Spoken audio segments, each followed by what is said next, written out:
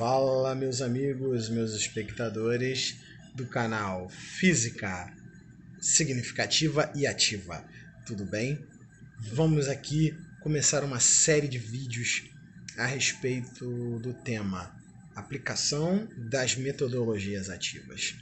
Vocês vão ver em cada um desses vídeos que vamos passar aqui um resumo da aplicação de casos em que as metodologias ativas foram muito bem aplicadas. Temos a base de artigos científicos e situações em instituições onde essa metodologia ativa específica de cada vídeo foi desenvolvida. Peço que vocês estejam assistindo com bastante atenção, porque essas aplicações podem trazer muito proveito aí para você que é professor, mas principalmente para poder aprender um pouco mais sobre essa realidade que se apresenta aí para o ensino, que são as metodologias ativas, ok? Então vamos nessa? Vamos lá então.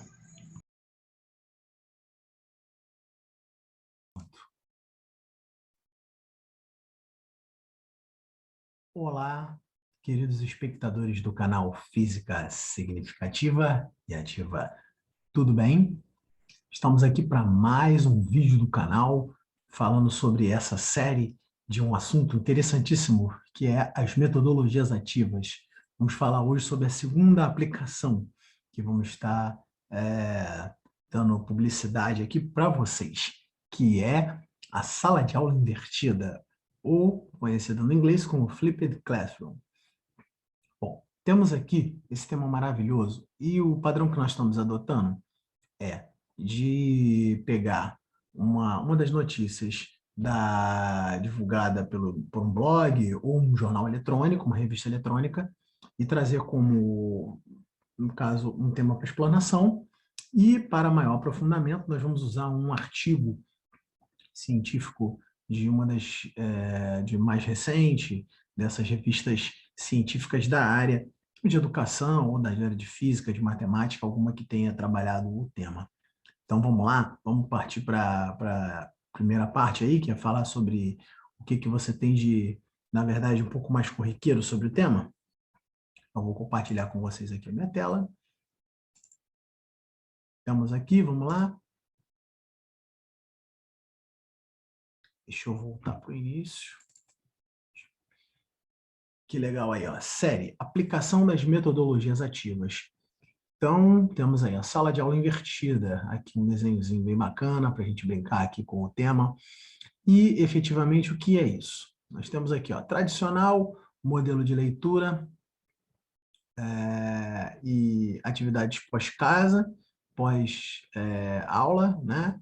E temos aqui a chamada pré-aula, durante e depois o pós, que também faz parte, como uma parte integrante e importante dessa aplicação da metodologia. Então, vamos lá. A sala de aula invertida, na verdade, consiste em modificar a maneira como a gente aborda o conteúdo com o aluno. Num primeiro momento, é justamente fazer com que esse aluno, de forma estimulada, fornecendo material para ele por meios eletrônicos ou se for a instituição de ensino presencial, disponibilizando para ele material escrito, né, indicações da apostila previamente para que ele possa ler, estimulando o estudo prévio do assunto. Então, trata-se de uma modalidade de ensino que consiste em inverter a lógica normal, formal, né, da sala de aula convencional. Então, o que nós temos aqui é as indicações do que vem de mais vantajoso com a adoção desse tipo de metodologia, que é a otimização do tempo. Implementar a Flipped Classroom passa pelo quê? Passa pelos determinados pontos, que eu vou abordar rapidamente aqui nessa introdução, e vamos falar sobre um comentário de uma professora de uma escola, no caso, médio porte, uma escola que já tem adotado o modelo da sala de aula invertida e tem visto muito bons resultados. Então, nós temos aqui a otimização do tempo. Por que a gente tem a otimização do tempo? Bom, com o modelo tradicional ou convencional, a gente tem o professor tomando um certo papel de protagonismo, como já foi dito em outros vídeos, que é o papel do professor dentro da visão tradicional. Porém, na visão colocada, né, e na aplicação da metodologia, do método específico sala de aula invertido, né, do conjunto de técnicas da sala de aula invertida, você passa para um momento fora do chamado momento expositivo de aula, um protagonismo, colocando que o aluno necessite buscar, na verdade, mostrando para ele que ele necessita buscar previamente parte desse conhecimento, que leia, e o professor também vai disponibilizar alguns ferramentais para ele coletar essas informações do que o aluno leu previamente, o que estudou, para já também modelar o seu momento de aula. E aí, obviamente, ele vai ganhar tempo com isso, ele vai, na verdade, pegar esse conteúdo que seria totalmente exposto durante o período de aula e vai dividi-lo em momento pré e pós-aula, certo? E isso, obviamente, vai otimizar o tempo do professor. E aí, como é que isso vai ser feito, né? Como está dizendo aqui, como implementar? A lógica é você motivar esse aluno, mostrar que existem meios para que ele possa buscar esse conhecimento. Obviamente, o professor aqui, ele acaba trabalhando um pouco mais, porque ele vai ter que disponibilizar esses canais que vão ficar ali acessíveis ao aluno, para ele poder estudar e fazer as coisas dele fora do horário de aula, certo? Então, nós temos aqui esse ponto. E como ocorre o aprendizado nesse método? Bom, é muito simples.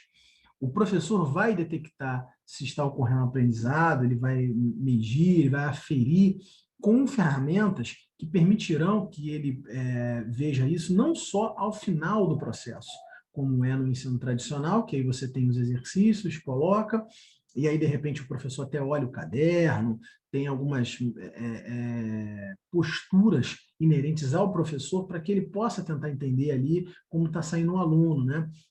Aqui não, aqui já é pensado que existam ferramentas que nesse primeiro contato do aluno com o conteúdo, ele já forneça um indicativo do que ele está absorvendo. Durante o processo dele de ensino na sala de aula, ele vai fazer mais testes, mais verificações, que de preferência sejam um modelo quase que on time, né?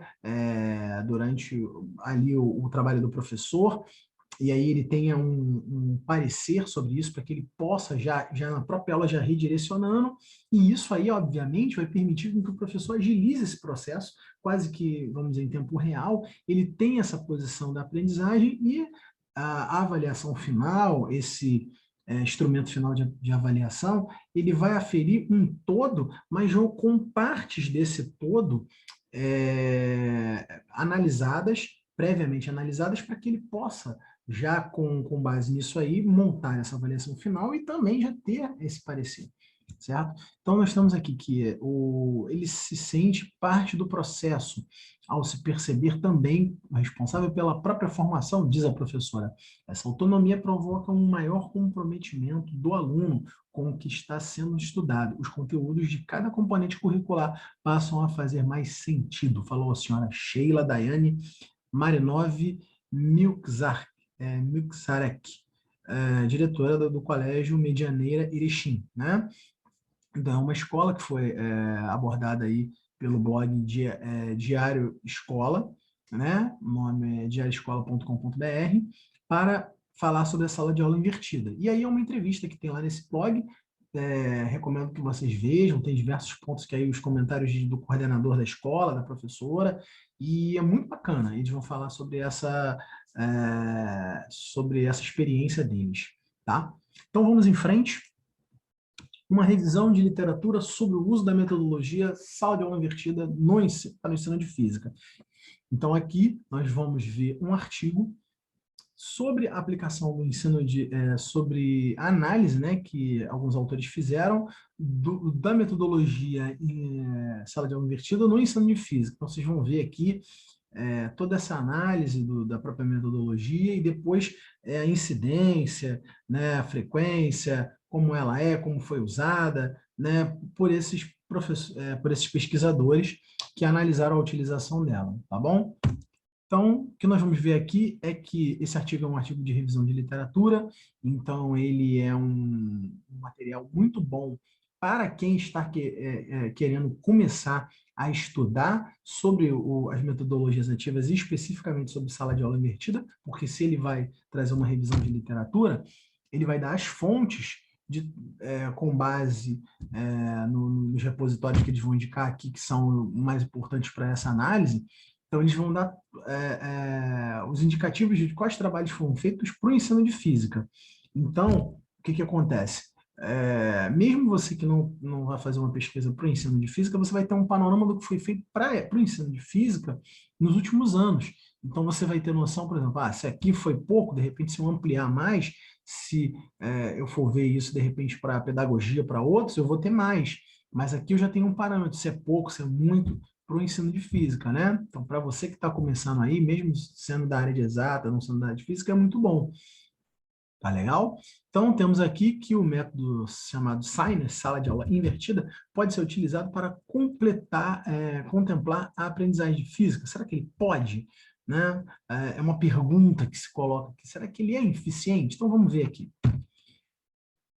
Os resultados dos estudos mostram que foram encontrados 17 estudos sobre o tema sala de aula invertida nas seguintes áreas: matemática, ciências, biologia e física, pedagogia, língua portuguesa e linguagem e humanas.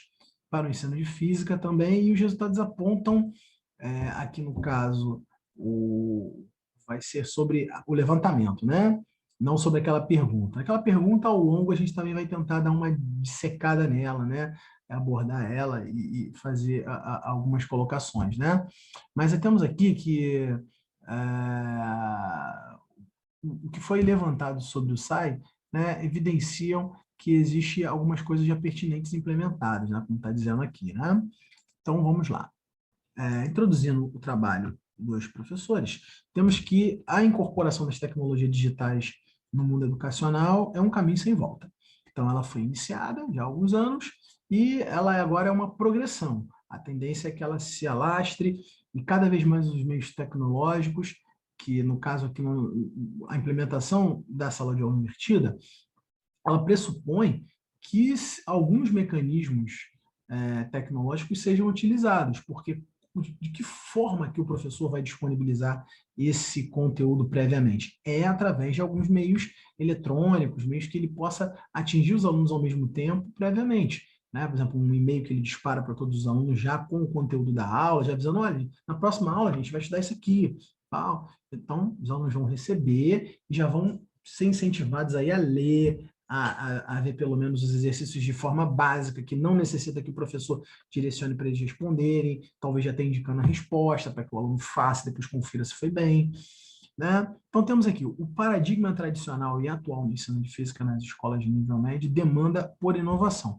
Então, o que o autor está colocando aqui é que para que nós possamos vencer esse degrau, né, o paradigma, na verdade, é um patamar que precisa ser ultrapassado, né, que é ele que delimita, né, que mostra em que parâmetros está o ensino de física. Então, ele necessita de inovação. É o quê? Ele necessita de coisas que deem uma nova roupagem para ele, ou seja, que seja feito de maneira um pouco mais diferenciada, né? Como alguns mestres, pesquisadores nessa minha trajetória sempre falam, né? Sair um pouquinho do cuspe-giz, da coisa muito expositiva, ou só aquela coisa experimental sem conexão com a sala de aula, então o cara faz um experimento e não tem a necessidade de grandes análises aprofundadas, né?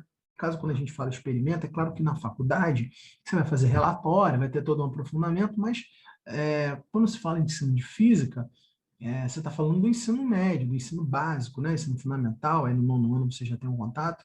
Então, nesses aí a coisa fica bem fechada nessa coisa do livro didático e da teoria do modelo expositivo, né?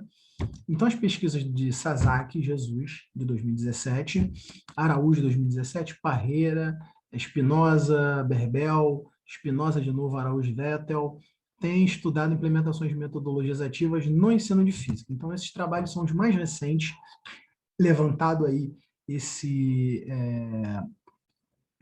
últimos trabalhos, né, feito esse levantamento, e mostra que nessa mesma linha de pesquisa, Berbel, Valente, Borges, Alencar, Morin, Bacim, realizar estudos acerca de metodologias ativas e para a contribuição do ensino. Então, isso aí é um panorama no ensino de física, né?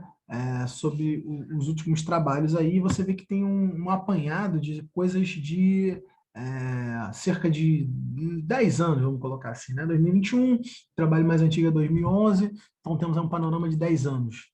Então, o excesso de informações disponíveis nos meios digitais, as variadas possibilidades que as tecnologias digitais oferecem para a implementação de novas metodologias para o ensino, configuram-se em oportunidades para o uso dessas metodologias. Então, o que nós temos aqui? Hoje, nós temos uma variedade assim, monumental de exercícios, de vídeos, de canais falando sobre física e outros temas correlatos à física, correlacionando com engenharia, né? Até esse próprio canal aqui é como se propõe como como fonte de, no caso, no caso ensino, né? De física, né? Então, o que acontece é que hoje você tem essa disponibilidade e aí o professor ele não tem que ter uma preocupação gigante de estar dando todo o direcionamento. Ele pode orientar e o aluno pode buscar, porque existem os meios. Mas, algum tempo atrás não existia. Então, o papel do livro era de um protagonismo realmente grande e necessário. Agora, não mais, porque você tem outros mecanismos para você buscar e contrapor. Até na própria internet existem disponíveis vários livros que já estão com a questão de direitos autorais abertos, né? Podendo ser baixados devido ao tempo que eles já existem, né? Então, isso aí torna tudo mais fácil de ser acessado, né? O conhecimento está mais acessível. Então, temos aqui que configura-se como uma possibilidade de inovação nas aulas ou a utilização do sistema sala de aula invertido. E em 2007, surge ele com os professores Jonathan Bergman e Aaron Sams. Propuseram um modelo com o nome de Flipped Classroom, aqui denominado sala de aula invertido, né? A contração ali, o acrônimo SAI, para adequar a metodologia de ensino ao modelo de comportamento da sociedade atual e disponibilizar os conteúdos das aulas aos alunos faltosos. Então, vejam, quando ele surgiu aqui, ele surgiu como um modelo dos professores Bergman e Sams, como algo para cobrir uma deficiência daqueles que não puderem ir à aula, ou seja, não pelo fato de disponibilizar a todos previamente, mas sim como um repositório para aqueles que não tiveram acesso à aula presencial. Então, aqui ele já se colocou como uma maneira de cobrir um problema que os alunos tiveram e aí, obviamente, não puderam assistir. Então, vejam, não foi, num primeiro momento, uma intenção de trabalhar dessa maneira, de disponibilizar previamente, né? Como ele surgiu. E aí nós vemos aqui que Bacim caracteriza o Sala de Aula Invertida como uma metodologia de ensino no formato online, que pressupõe que o conteúdo seja estudado em casa. Então, já para esse pesquisador, esse trabalho de 2016, ele já coloca como uma coisa em formato online, ou seja, que já vai ser disponibilizado para o aluno algo onde os conhecimentos, os conceitos vão estar lá todos colocados em uma forma que o aluno possa acessar a qualquer momento, e aí quando ele chegar na sala de aula, ele já estudou aquilo ali, ou seja, já se pressupõe que ele busque, né? Aqui está se colocando dessa maneira. E temos que ela é uma abordagem de ensino-aprendizagem na qual a tecnologia para inverter o papel tradicional da sala de aula, os alunos são expostos ao conceito fora. Então, geralmente, através de observações e análises de vídeos, né? Ou seja, vai ser colocado vídeos e outros materiais para fazer esse processo de inverter a sala de aula. E é então utilizado para fazer o difícil trabalho do professor assimilar esses novos saberes através de estratégias como a resolução de problemas, discussão, debate, sendo integral e dedicado a experiências de aprendizagem. O que está dizendo aqui é que a sala de aula, o momento expositivo, ele vai ficar mais centrado em resolução de problemas, discussões e debates, que é a proposta das metodologias ativas, deixar o momento de aula, por exemplo, aí já o foco que foi colocado no Peer Instruction, né, no instrução pelos pares, já é a questão da discussão, do debate, que era para o crescimento naquele tema. Aqui da mesma forma, mas principalmente para a solução de certos problemas mais difíceis e aprofundamento, né? Como consta aqui nesse trabalho do próprio Bassin, na página 370. E aí temos aqui os procedimentos metodológicos mais específicos. O trabalho foi feito com base consultando, né, a Biblioteca Digital Brasileira de Tese e Dissertações, a BDTD2, também na plataforma Sucupira, ou seja, usou essas duas bases como ferramentas de busca para o artigo, no caso, o trabalho, né, o artigo científico.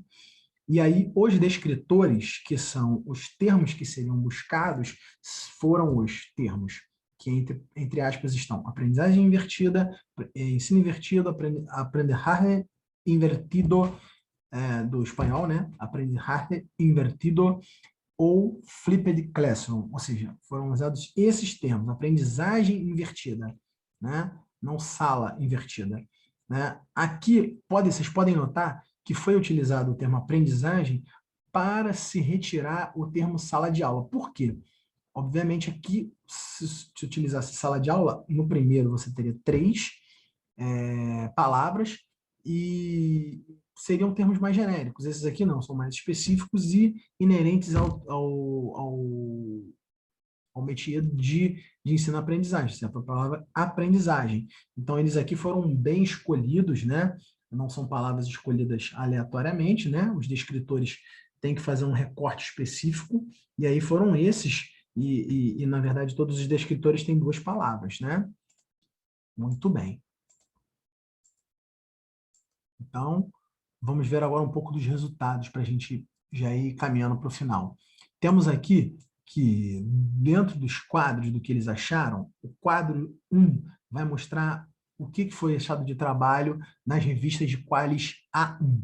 Então, para quem não conhece essa designação, as revistas no quadro de classificação da CAPES, que é o que, no caso, qualifica as revistas por esse, no caso, grau de importância, de significado e de relevância, né? Elas revistas vão ser colocadas como Qualis A1, A2, B1, B2, C1, C2.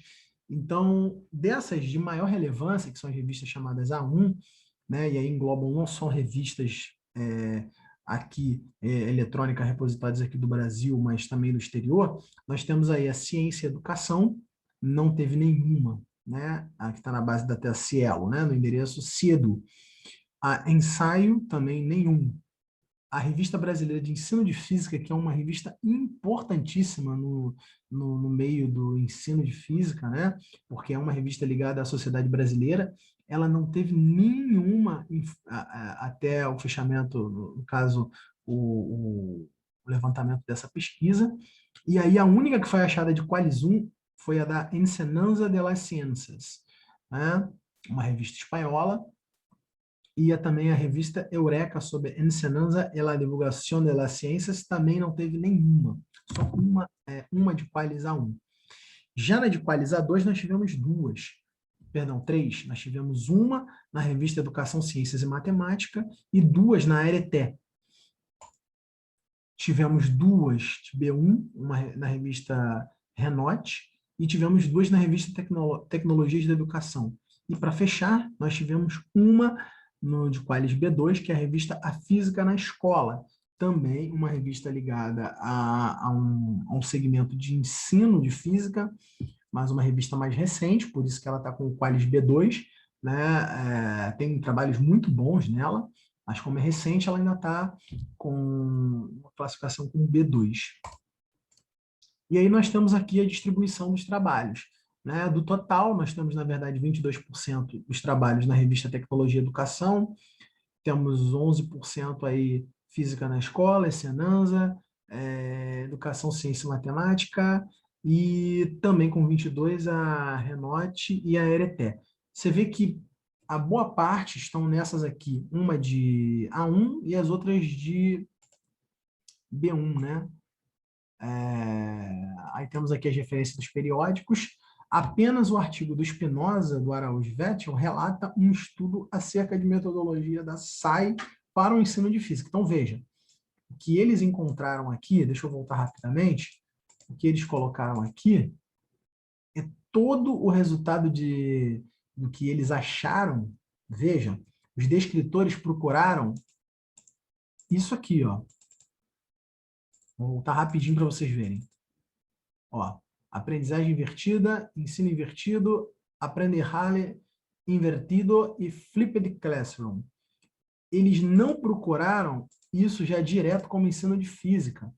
Veja, eles, depois que procuraram, eles acharam apenas esse aqui, que foi o do Spinoza, Araújo Vettel,